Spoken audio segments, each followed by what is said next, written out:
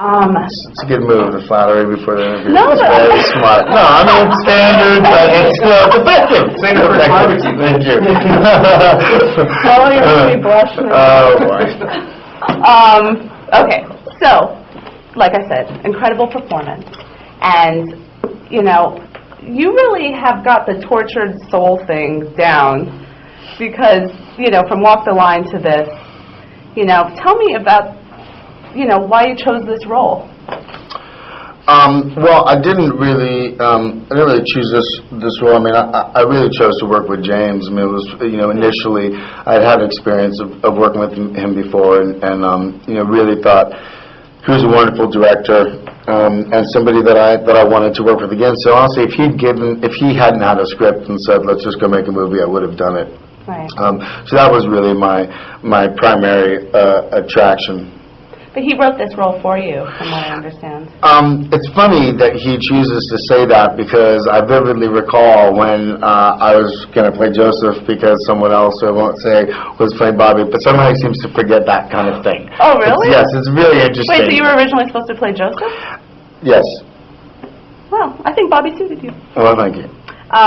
So it was a reunion of sorts from the Yards, being on set with Mark and James again. How was that? Was it like old times? And I mean, you guys all talk such fond things about each other. It must have been nice to be all together again. Yeah, I mean, I just say fond things about them in the press, publicly. Privately, it's a whole different situation. But it was good.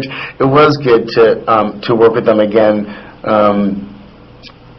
You know, Mark is so talented as an actor, and kind of just he has such a sense of kind of truth that he brings to his character, such a sense of authenticity and that kind of like, you know, salt of the earth quality, and it's pretty amazing because. You know, for me as an actor, you know what it's like when you're sitting, you know, you're doing a scene, you know, in a car and it's supposed to be an intense scene, and you know, you're sitting on a street and there's four guys around you, like moving the bumpers and then moving lights past you and stuff.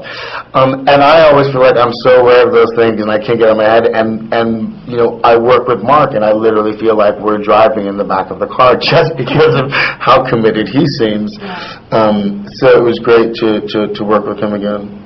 And you got to have some incredible scenes with the icon legend Robert Duvall. That must have been incredible to work with. I just did the nod thing. You know, you see in interviews with people just like nod. I just did that, like, yes, Robert Duvall.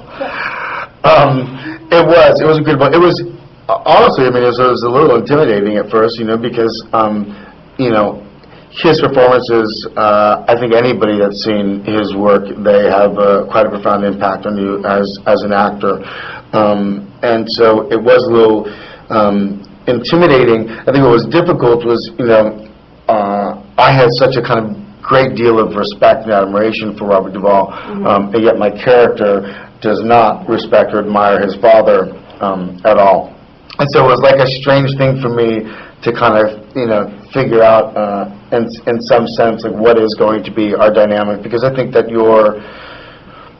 I think in some sense when you're on set, you're always acting, or at least you're always kind of thinking of what is the next thing, and so it's important to kind of maintain that, try and create some dynamic that fits for the characters and try to maintain that. But, you know, he was, again, just an amazing actor that I think inspires everyone that's around him. He told me gave me a little insight into your method. You know, obviously this is a character who gets on his father's nerves.